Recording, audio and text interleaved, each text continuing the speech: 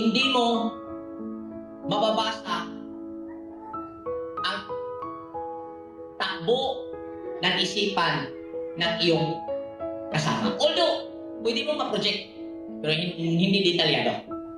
Kumbaga, nung bumaba ang Elohim, winasak ang sistema. Ang ang iisang sistema ng tao sa rebellious, ang pagka-rebellious na nagkaisa ay winasak ng Elohim, yung sistema. Pag sinabing sistema, general term. Amen? At winasak ito upang hindi na marinig ng wika ng iba. So, ang sistema mo ay ang sistema niya hindi ko maririnig, ang sistema ko hindi niya maririnig. Yan po ang realidad ngayon. Iisang kamalayan tayo, pero may kanya-kanya tayong sistema.